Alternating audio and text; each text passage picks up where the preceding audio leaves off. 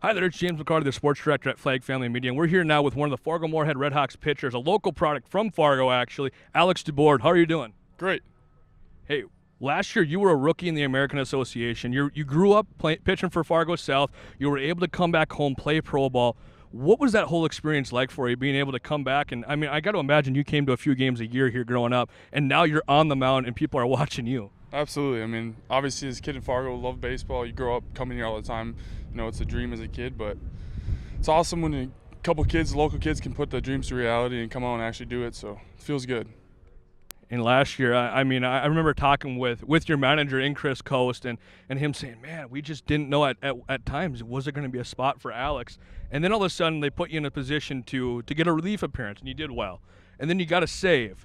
Then you got another one. And then you struck out 59 guys in 52 innings, and he said, well, I think we have our new full-time closer. What work went into last season for you to prove to the managerial staff that, hey, you know what, you don't only deserve a spot on this roster, but you deserve a spot probably on the All-Star team?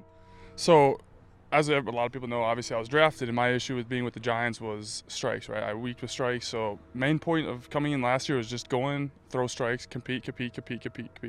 So, obviously that's what I did. Everything lined up good. Just had a good head on myself, and everything planned out to be pretty good.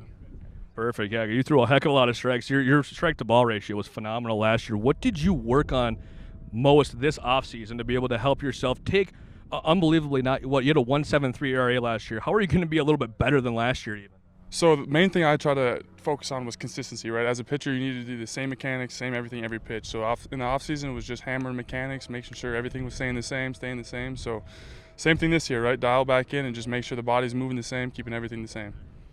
And with the like the American Association, there's a lot of guys, a lot of moving parts. You have guys going and getting big league contracts, guys coming back in that maybe didn't make a big league roster. How were you guys able to, the last couple of years, stay so tight-knit as a team, knowing that in any given day, a guy could get a call saying, hey, you know what, they're going over to a minor league organization, or hey, you know what, we lost somebody, but we got somebody coming back from there. How are you guys just able to work with that day in and day out and be so close and tight-knit? So that was kind of tricky part, you know, because one week you didn't have a role, the next week you might have because someone got picked up, and it's just like everybody was ready to play. So when it was your time to shine, everybody went out there and really put their forth of effort and did what they could, and ended up being pretty good for the team. So Definitely. Is there any specific kind of trying to get a little laugh, I suppose? Any type of music or anything that you listen to before a game? Is it something you have to listen to this certain rap song? Maybe it's some type of rock or country, or what kind of gets you into the mood for a pitching appearance when you're sitting there waiting in the bullpen, waiting for coach to give you that nod and go get that save? So honestly, I've kind of transitioned away from that. I'm a big just go out there and compete guy. So I like watching the game. You know, when it's a tight game, that's when I feel like I perform the best. Tight scenarios, a lot of adrenaline, a lot of pressure. It's just what I thrive off of. I love that. So honestly, watching the game in a close game is what gets me hyped. It's like, all right, I'm ready. Let's go in there, put me in to shut it down, and that's kind of just my thing. So.